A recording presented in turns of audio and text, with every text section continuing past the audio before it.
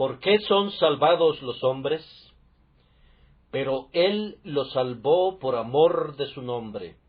Salmo 106:8. Al considerar las obras de Dios en la creación, hay dos preguntas que surgen de inmediato en la mente atenta, que deben ser contestadas antes de que podamos obtener la clave para la filosofía y la ciencia de la propia creación. La primera es la pregunta de la autoría. ¿Quién hizo todas estas cosas?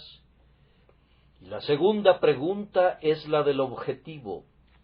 ¿Con qué propósito fueron creadas todas ellas?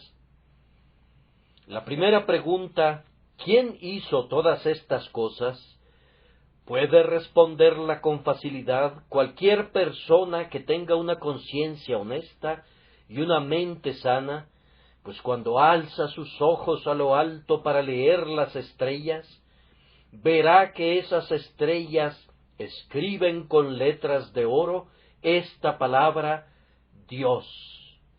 Y mirando hacia abajo, a las olas, si sus oídos están abiertos a la honestidad, oirá que cada ola proclama Dios. Si mira las cumbres de las montañas, éstas no hablarán, pero con una respetuosa majestuosidad de silencio parecerán publicar: divina es la mano que nos hizo. Si escuchamos el murmullo del arroyo en la ladera de la montaña, y las acrobacias de una avalancha, y los mugidos del ganado, y el canto de los pájaros, si ponemos atención a cada voz y sonido de la naturaleza, escucharemos la respuesta a esa pregunta. Dios es nuestro hacedor, Él nos hizo, y no nosotros a nosotros mismos. La siguiente pregunta, relativa al propósito, ¿para qué fueron hechas estas cosas?, no es tan fácil de contestar fuera de la Escritura. Pero cuando leemos la Escritura descubrimos este hecho, que como la respuesta a la primera pregunta es Dios, entonces la respuesta para la segunda pregunta es la misma. ¿Para qué fueron hechas estas cosas? La respuesta es para la gloria de Dios, para su honra y para su complacencia. Ninguna otra respuesta es compatible con la razón. Cualquier otra respuesta que propongan los hombres será igualmente desacertada. Consideren por un momento que hubo un tiempo cuando Dios no tenía criaturas, cuando moraba solo, el poderoso hacedor de las edades, glorioso en un retiro increado, divino en su eterna soledad. Yo, Jehová, y ninguno más que yo. ¿Puede alguien responder esta pregunta? ¿Por qué creó Dios a las criaturas de cualquier otra manera que no sea las hizo para su complacencia y para su gloria? Ustedes podrían responder que las hizo para sus criaturas, pero nosotros replicamos que no había criaturas entonces para que las hiciera para ellas. Admitimos que la respuesta es acertada ahora. Dios prepara la cosecha para sus criaturas, cuelga el sol en el firmamento para bendecir a sus criaturas con luz y calor, ordena la luna que camine en su curso durante la noche para que alegre la oscuridad de sus criaturas sobre la tierra. Pero la primera pregunta, remontándonos al origen de todas las cosas, no puede ser otra sino esta: para su complacencia fueron y son creadas. Todas las cosas ha hecho Jehová para sí mismo y por sí mismo. Ahora, esto que es válido para las obras de la creación, es igualmente válido para las obras de la salvación. Alcen sus ojos a lo alto, más arriba de aquellas estrellas que centellean sobre el piso del cielo, miren a lo alto, donde los espíritus vestidos de blanco, más claros que la luz, brillan como estrellas en su magnificencia. Miren allí, donde los redimidos con sus sinfonías corales rodean el trono de Dios regocijándose, y hacen esta pregunta: ¿quién salvó a esos seres glorificados y con qué propósito fueron salvados? Les decimos que es la misma respuesta que dimos previamente a la pregunta anterior. Él los salvó. Él los salvó por amor de su nombre. El texto es una respuesta para las dos grandes preguntas relativas a la salvación. ¿Quién salvó a los hombres y por qué son salvados? Él los salvó por amor de su nombre. Intentaré adentrarme en este tema el día de hoy. Que Dios lo bendiga para cada uno de nosotros y seamos contados en el número de los que serán salvos por amor de su nombre. Tratando el texto desde una perspectiva literal, y de esa forma lo entenderá la mayoría, tenemos 4 aspectos. Primero, un glorioso Salvador, Él los salvó. En segundo lugar, un pueblo favorecido, Él los salvó.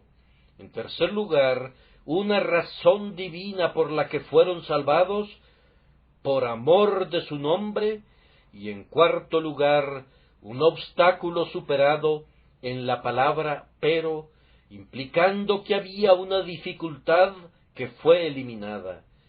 Pero Él los salvó por amor de su nombre. Un Salvador, los salvados, la razón, el obstáculo quitado. Primero, entonces, aquí tenemos a un glorioso Salvador. Él los salvó. ¿Quién es descrito por la palabra Él? Posiblemente muchos de mis oyentes responderían: es obvio, el Señor Jesucristo es el Salvador de los hombres. Correcto, amigos míos, pero no es toda la verdad. Jesucristo es el Salvador, pero no más que Dios el Padre o Dios el Espíritu Santo. Algunas personas que ignoran el sistema de la verdad divina piensan que Dios el Padre es un grandioso ser lleno de ira y enojo y justicia, pero que no tiene nada de amor. Piensan que Dios el Espíritu es tal vez una mera influencia que procede del Padre y del Hijo. Nada puede ser más incorrecto que esas opiniones. Es cierto que el Hijo me redime, pero recuerden que el Padre entregó a su Hijo a la muerte por mí, y el Padre me eligió con una elección eterna de su gracia. El Padre borra mi pecado, el Padre me acepta y me adopta en su familia por medio de Cristo. El Hijo no podría salvar sin el Padre, de la misma manera que el Padre no podría salvar sin el Hijo. Y en cuanto al Espíritu Santo, si el Hijo redime, ¿no saben que el Espíritu Santo regenera?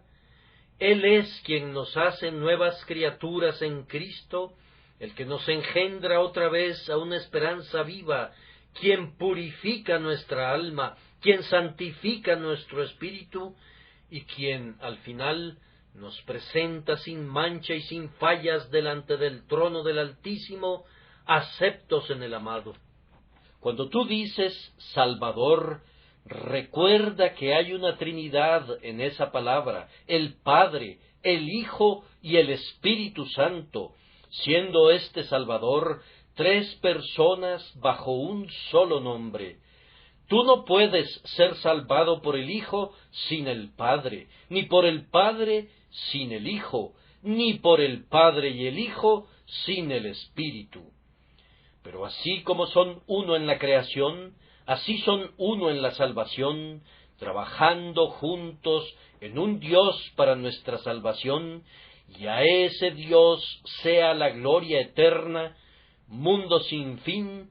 Amén. Pero observen cómo en este pasaje este ser divino reclama la salvación enteramente para él. Pero él los salvó. Moisés, ¿dónde estás tú? ¿Acaso no los salvaste tú, Moisés?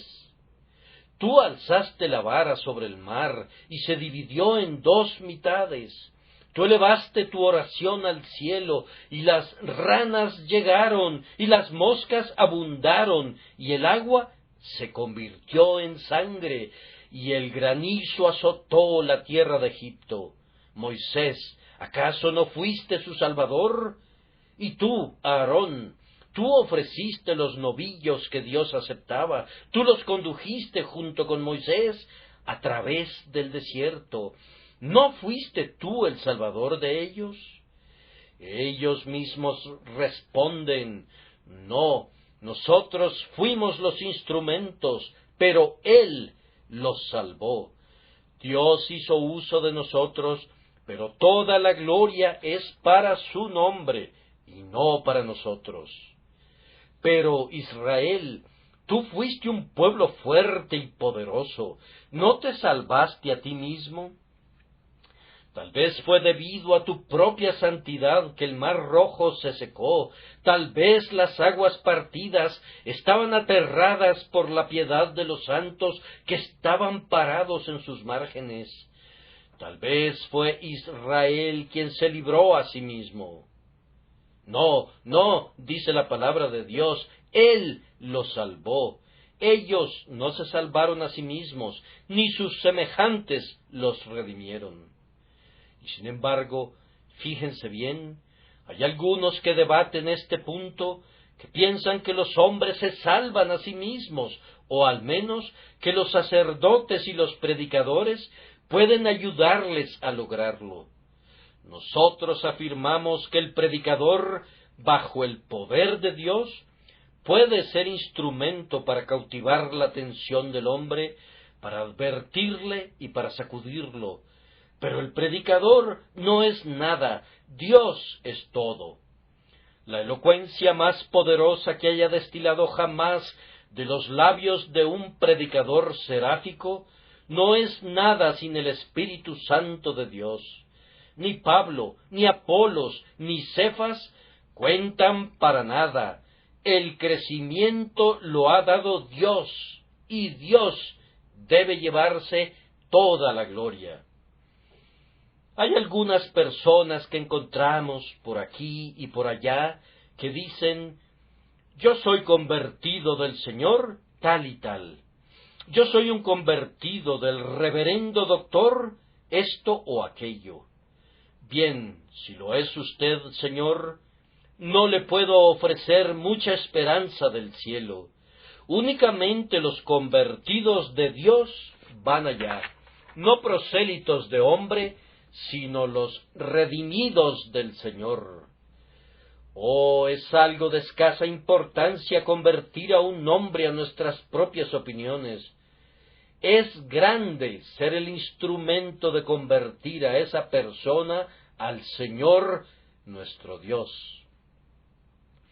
Hace un tiempo recibí una carta de un buen ministro bautista de Irlanda, que anhelaba que yo fuera a Irlanda, según decía, para activar el interés bautista, porque estaba en un nivel bajo allá, y mi visita tal vez motivaría a la gente a tener una mejor opinión de los bautistas. Yo le respondí que ni siquiera atravesaría una calle simplemente para hacer eso, y menos aún atravesaría el canal de Irlanda. No pensaría en ir a Irlanda por eso, pero si pudiera ir para ser cristianos bajo el poder de Dios y ser el medio de traer hombres a Cristo, dejaría al criterio de ellos lo que fueran después y confiaría que el Espíritu Santo de Dios los dirigiera y guiara para que consideraran cuál denominación es más afín con la verdad de Dios. Hermanos, yo podría hacerlos a todos ustedes bautistas, tal vez, y sin embargo no se habrían beneficiado en nada por ello, podría convertirlos a todos de esa manera, pero una conversión así equivaldría a que fuesen lavados para tener más grandes manchas, para convertirse en hipócritas y no en santos. He visto algo de la conversión en gran escala. Se han levantado grandes promotores del avivamiento, han predicado tronantes sermones que han hecho que las rodillas de los hombres chocaran entre sí. ¡Qué hombre tan maravilloso!, ha dicho la gente, ha convertido a tantos con un solo sermón. Pero busquen a sus convertidos un mes después, ¿y dónde estarán? Verán a alguno de ellos en la cantina, oirán que otros siguen maldiciendo, descubrirán que otros son pillos y timadores, porque no eran convertidos de Dios, sino únicamente del hombre. Hermanos, si se hace la obra de conversión, debe ser hecha por Dios, pues si Dios no convierte, no hay nada que se haga que sea duradero y nada que sirva para la eternidad. Pero algunos replican: muy bien, Señor, pero los hombres se pueden convertir a sí mismos. Sí, lo hacen, y es una conversión magnífica. Muy frecuentemente se convierten a sí mismos, pero entonces eso que el hombre hace, el hombre lo deshace. El que se convierte a sí mismo un día, revierte su conversión al día siguiente, hace un nudo que sus propios dedos pueden soltar. Recuerden esto, ustedes pueden convertirse a ustedes mismos una docena de veces, pero lo que es nacido de la carne, carne es, y no puede ver el reino de Dios. Es únicamente lo que es nacido del Espíritu, lo que es Espíritu, lo que es susceptible de ser reunido en el ámbito del Espíritu al final, donde solamente se encontrarán cosas espirituales delante del trono del Altísimo. Debemos reservar esta prerrogativa enteramente para Dios. Si alguien declarara que Dios no es creador, le tildaríamos de infiel.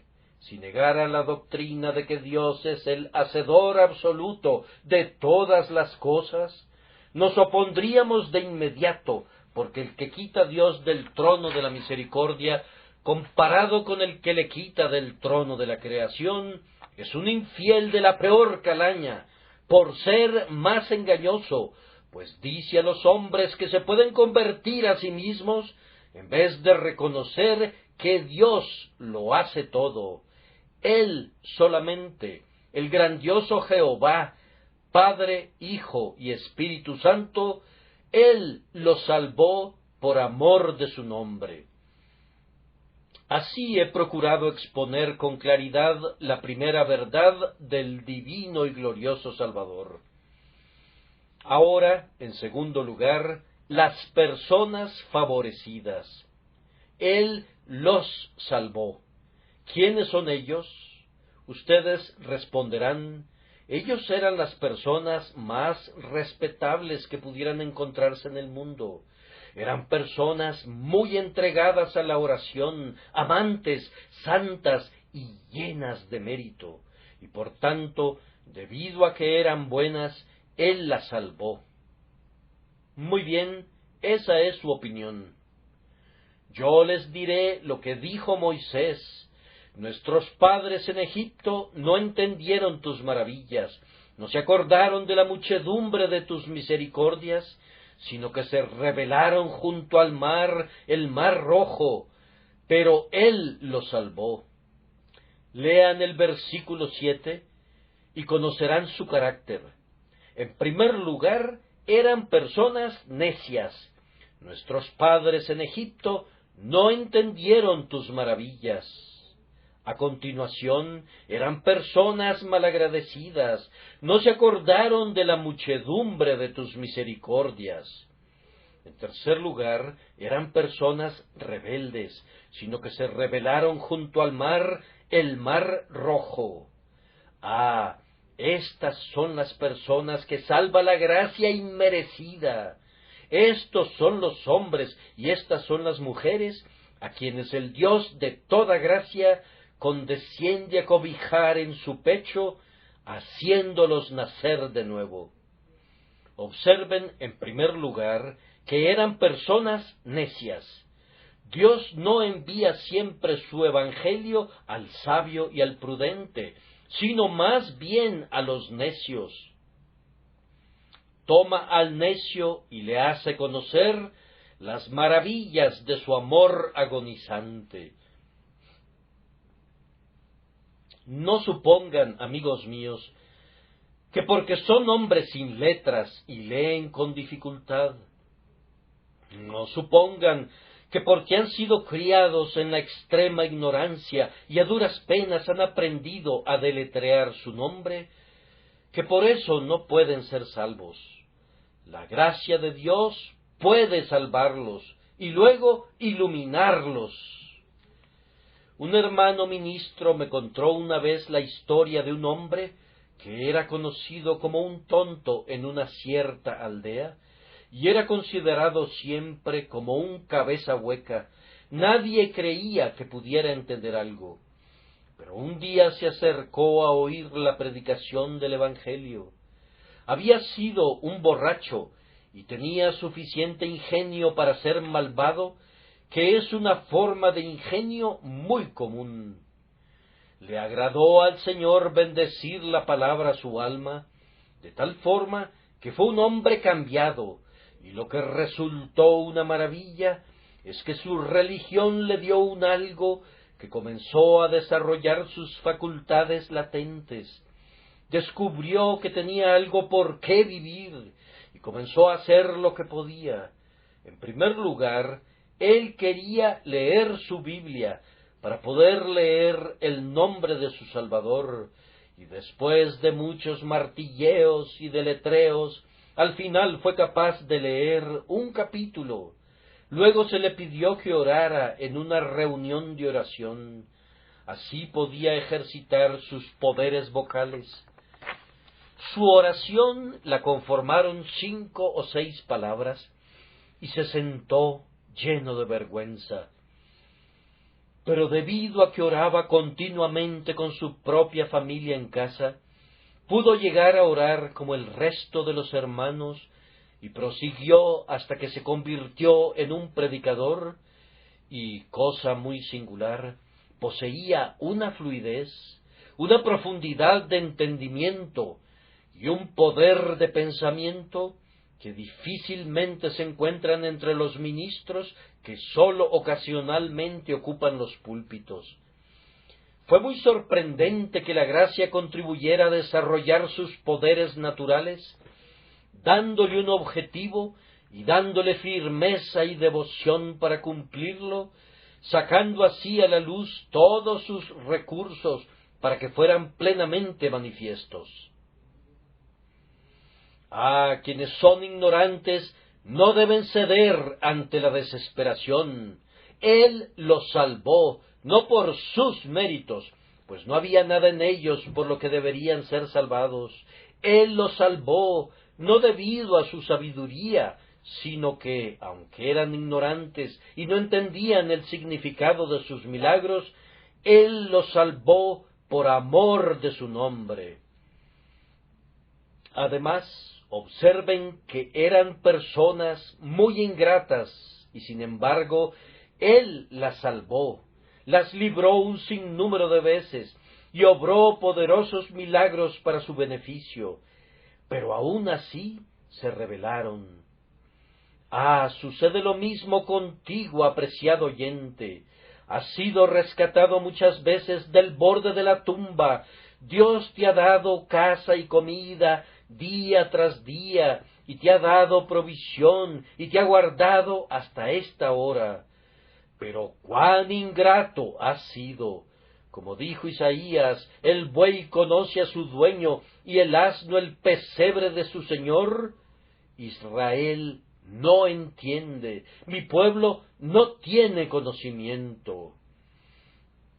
¿Cuántos hay en esta condición que han recibido tantos favores de Dios que no les bastaría un año para relatar su historia?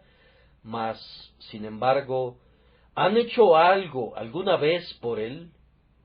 Ellos no conservarían un caballo que no trabajara para ellos, y ni siquiera un perro que no los reconociera.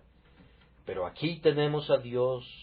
Él los ha sostenido día a día, y ellos a cambio han hecho mucho en contra de Él, pero no han hecho nada por Él. Él ha puesto el pan en sus propias bocas, los ha nutrido y ha sostenido su fortaleza, y ellos han derrochado esa fortaleza en desafiarle, en maldecir su nombre y en quebrantar su día de reposo. Pero Él los salvó. Algunas personas de este tipo han sido salvadas. Yo espero que habrá aquí algunos que sean salvados por la gracia vencedora y sean hechos hombres nuevos por el poder eficaz del Espíritu de Dios. Pero Él los salvó, cuando no había nada recomendable en ellos, sino que merecían ser arrojados fuera por su ingratitud. Él los salvó. Y noten, una vez más, que era un pueblo rebelde. Se rebelaron junto al mar, el mar Rojo. Ah, cuántas personas hay en este mundo que son un pueblo rebelde contra Dios. Si Dios fuera semejante al hombre, ¿quién de nosotros estaría aquí hoy? Si somos provocados una vez o dos veces, alzamos nuestra mano. En algunos hombres la pasión arde frente a la primera ofensa. Otros, que son más plácidos, pueden soportar ofensa tras ofensa hasta que al fin dicen: todo tiene un límite y ya no puedo soportar más. O acabas con esto o acabo contigo. Ah, si Dios tuviese ese temperamento, ¿dónde estaríamos? Bien podría decir: mis pensamientos no son vuestros pensamientos, porque yo Jehová no cambio. Por esto, hijos de Jacob, no habéis sido consumidos. Era un pueblo rebelde, pero Él los salvó. ¿Te has rebelado contra Dios? Ten ánimo. Si te arrepientes, Dios ha prometido salvarte. Es más, Él puede darte el arrepentimiento e inclusive darte la remisión de los pecados, pues Él salva al pueblo rebelde por amor de su nombre. Me parece que algunos de mis oyentes dirán: bien, Señor, eso es promover realmente el pecado. ¿De veras, amigo? ¿Por qué? Porque le está hablando a los peores hombres y les está diciendo que a pesar de todo, todavía pueden ser salvos. A ver, cuando me dirigí a los peores hombres, ¿te hablé a ti o no? Tú respondes: no, yo soy uno de los hombres más respetables y de los mejores que hay. Bien, entonces, caballero, no tengo ninguna necesidad de predicarte, pues tú piensas que no lo necesitas. Los sanos no tienen necesidad de médico, sino los enfermos. Pero estas pobres personas, a quienes tú dices que estoy alentando a pecar, necesitan que se les predique. Te dejo. Buenos días. Tú guardas tu propio evangelio, y me pregunto si con él encontrarás tu camino al cielo. No, no me pregunto. Yo sé que no lo encontrarás, a menos que seas conducido como un pobre pecador a creer en las palabras de Cristo y ser salvado por amor de su nombre. Pero yo me despido de ti y continuaré mi camino. ¿Pero por qué dices que yo aliento a los hombres a pecar? Yo los invito a que se arrepientan del pecado. Yo no dije que Él salvó al pueblo rebelde y que luego permitió que se rebelara contra Él como lo había hecho antes. Yo no dije que Él salvó al pueblo impío y que luego le permitió que pecara como lo hacía antes. Pero ustedes conocen el significado de la palabra salvados. Lo expliqué la otra mañana. La palabra salvados no quiere decir simplemente llevar a los hombres al cielo. Quiere decir algo más. Quiere decir salvarlos de sus pecados.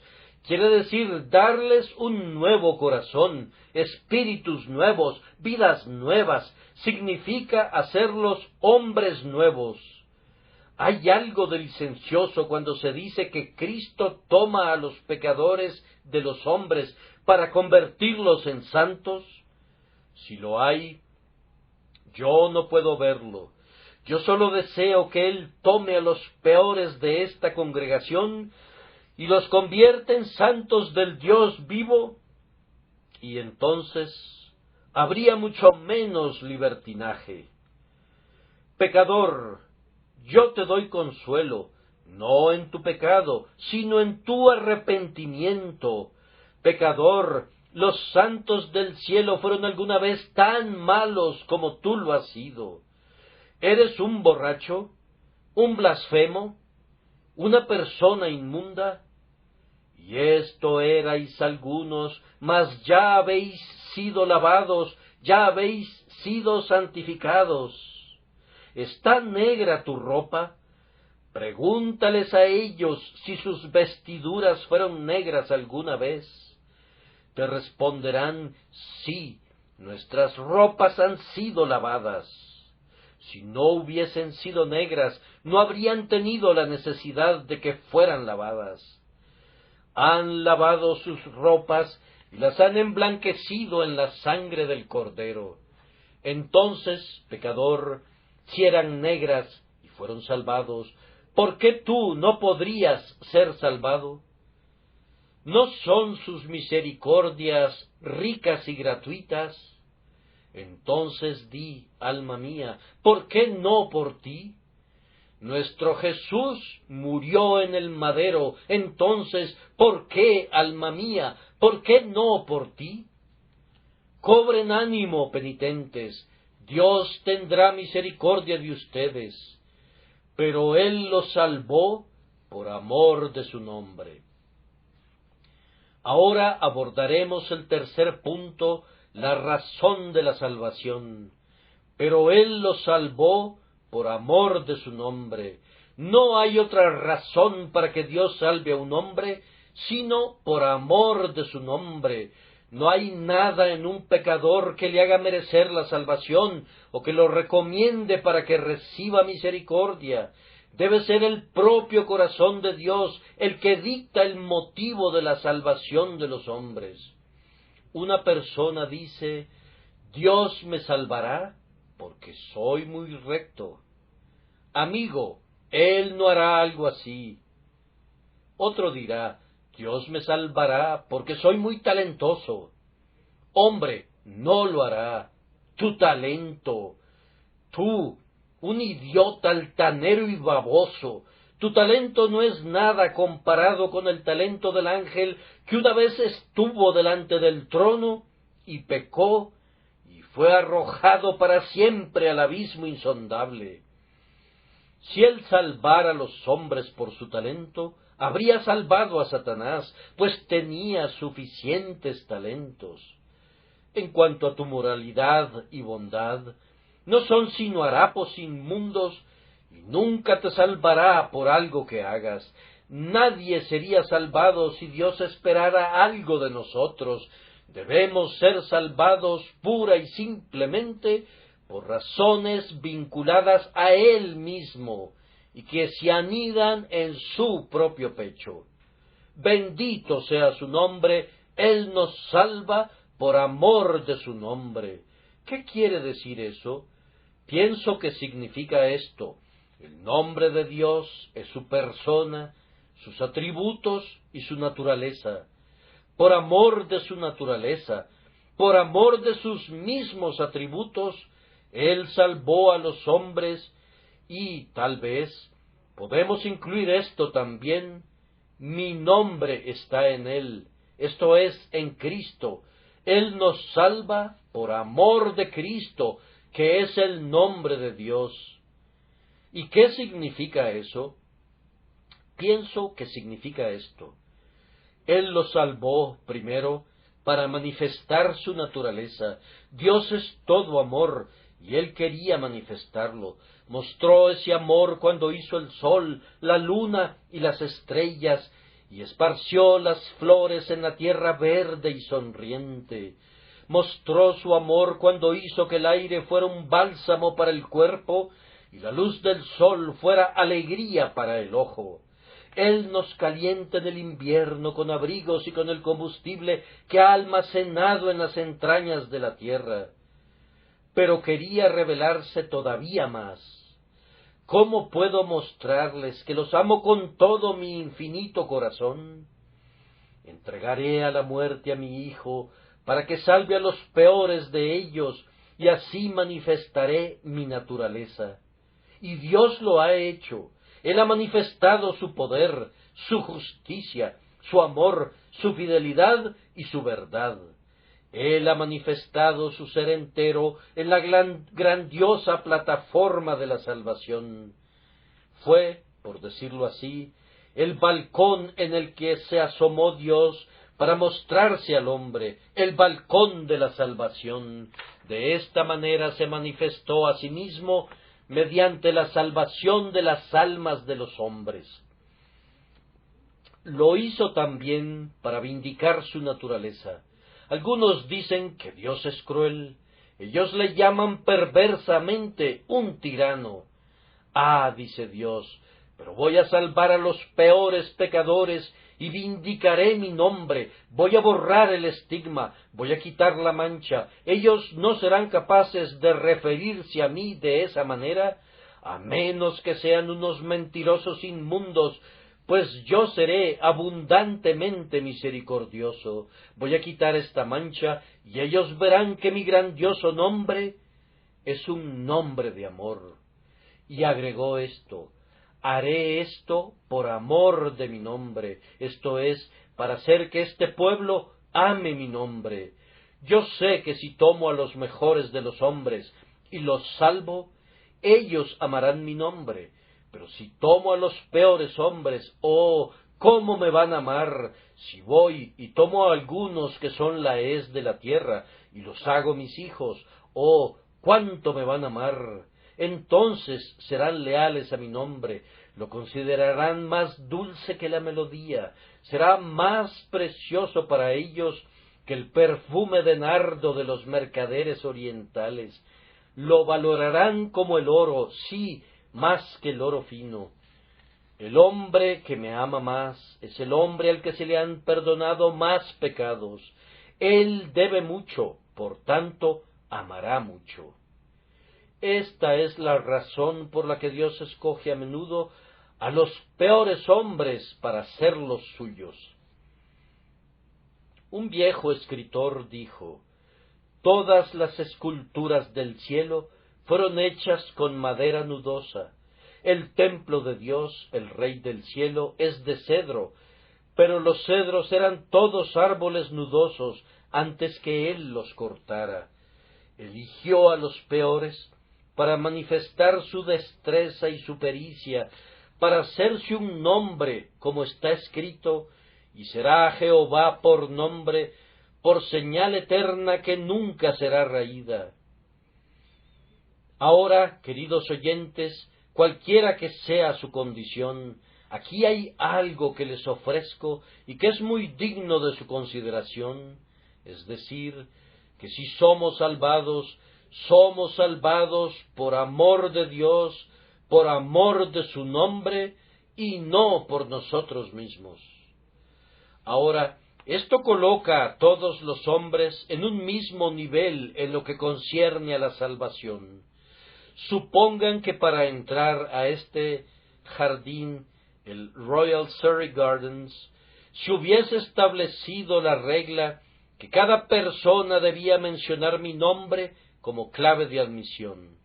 La ley es: ningún hombre será admitido por su rango o título, sino únicamente por la mención de un cierto nombre.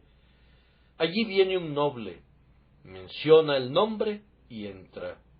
Allí viene un mendigo, cubierto de harapos, menciona el nombre. La ley dice que es solamente la mención del nombre la que concederá la admisión, y él lo menciona y entra, pues no hay ninguna otra distinción. De este modo, mi señora dama, si usted viene con toda su moralidad, deberá hacer uso de su nombre, y si tú vienes, pobre habitante inmundo de un sótano o de un desván, y mencionas su nombre, las puertas se abrirán de par en par, pues hay salvación para todo aquel que haga mención del nombre de Cristo y sólo de ese nombre. Esto abate el orgullo de los moralistas, humilla la autoexaltación del que presume justicia propia y nos coloca a todos como pecadores culpables en igualdad de condiciones delante de Dios para recibir misericordia de sus manos, por amor de su nombre y únicamente por esa razón. Pero ya me he detenido demasiado.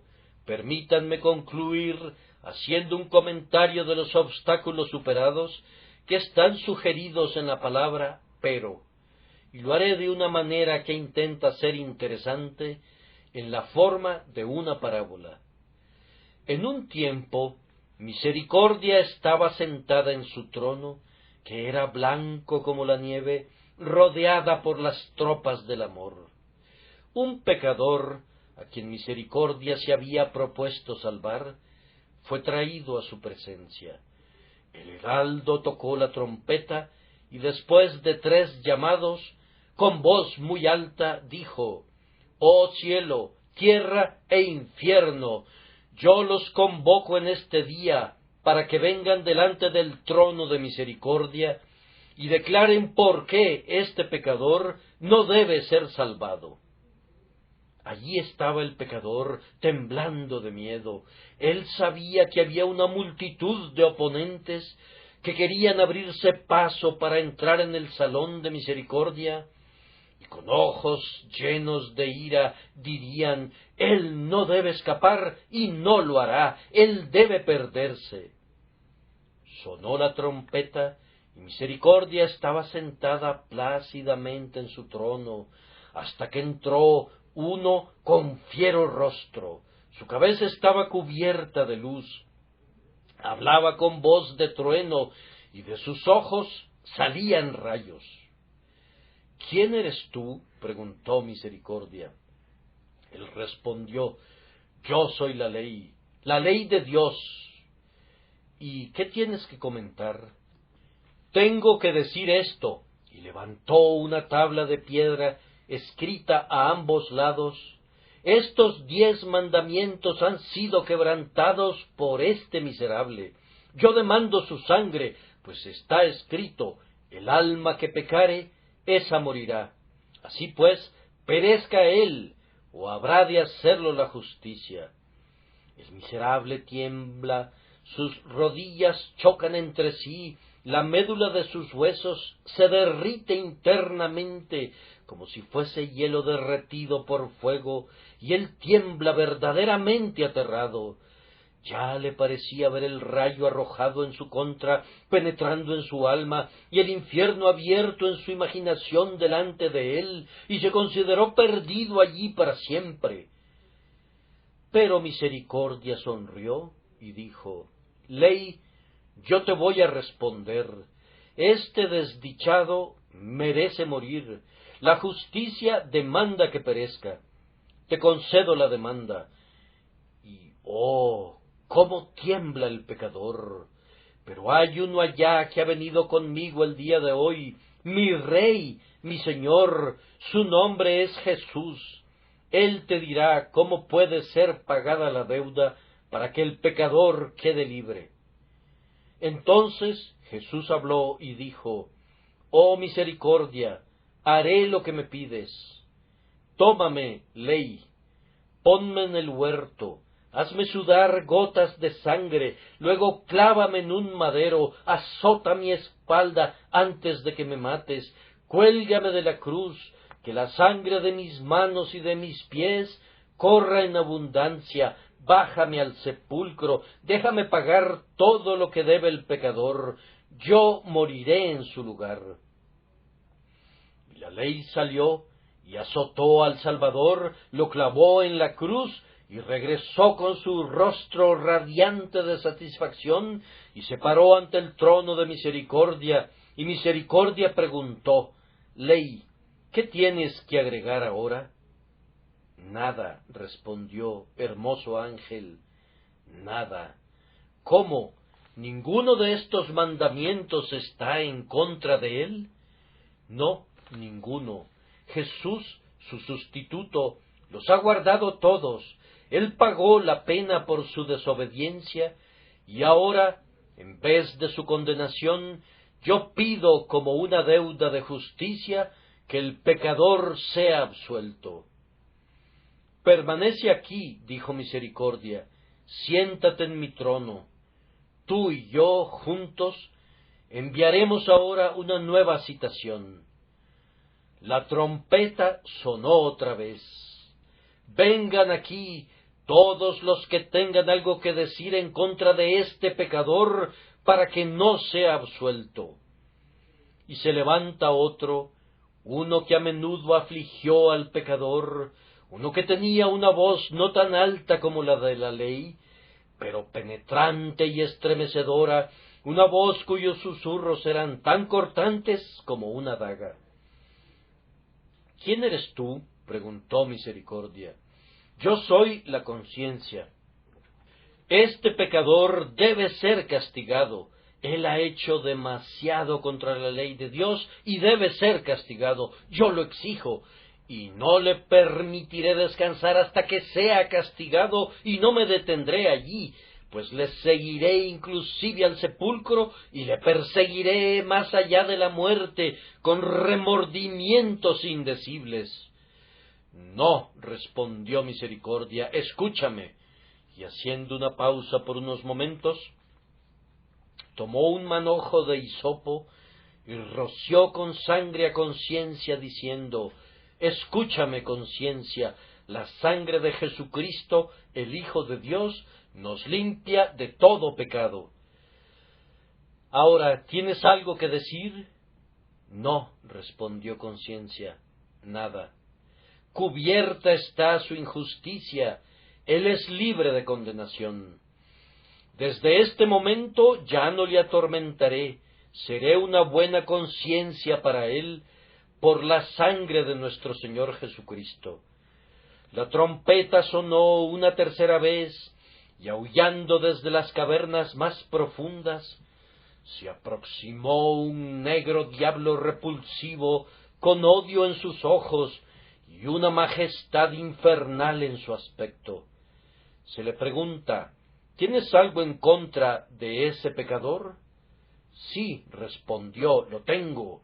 Él ha hecho una alianza con el infierno y un pacto con la tumba, y aquí está, firmado por su propia mano. Él le pidió a Dios que destruyera su alma en una borrachera, e hizo votos que nunca se volvería a Dios.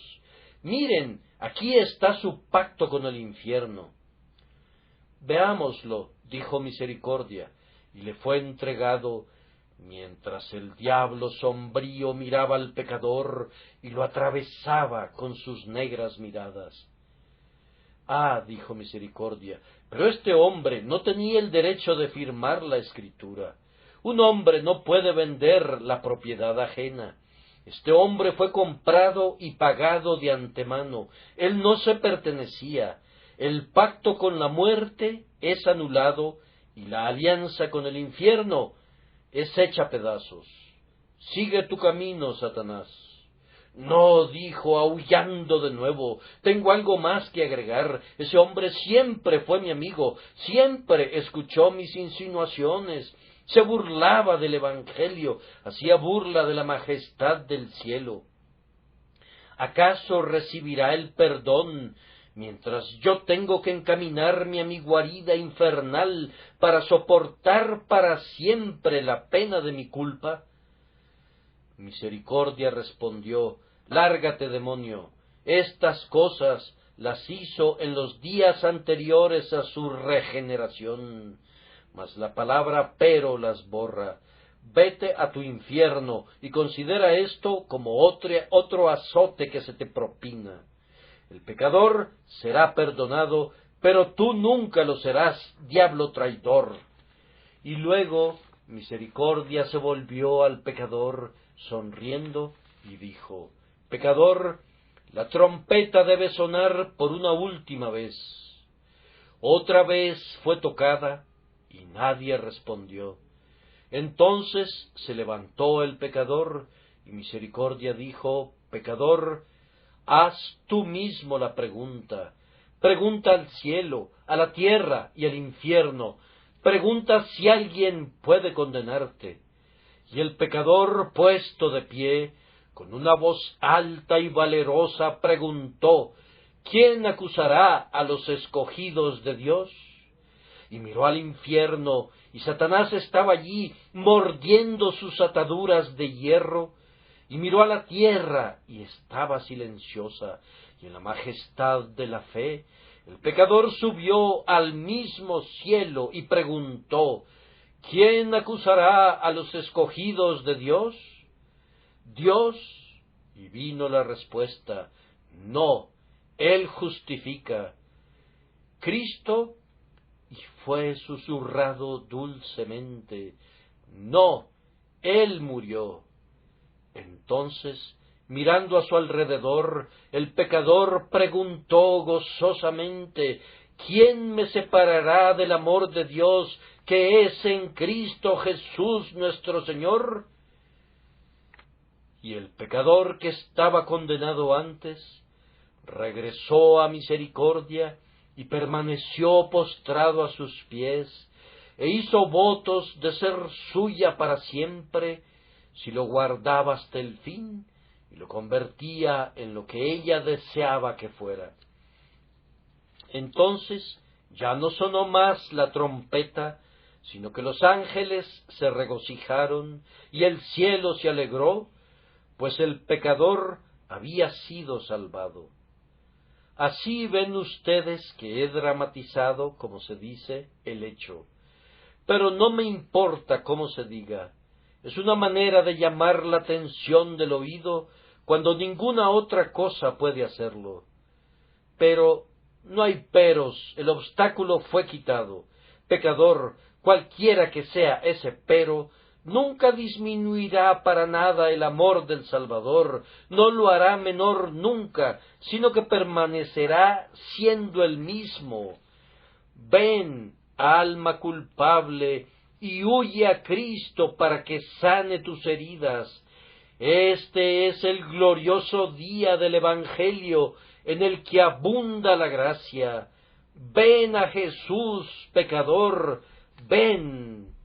De rodillas haz tu confesión con llanto, mira a su cruz y contempla al sustituto, cree y vivirás. A ustedes, que son casi demonios, a ustedes, que se han adentrado profundamente en el pecado, Jesús les dice ahora: si reconocen su necesidad de mí, vuélvanse a mí, y yo tendré misericordia de ustedes, y al Dios nuestro, el cual será amplio en perdonar.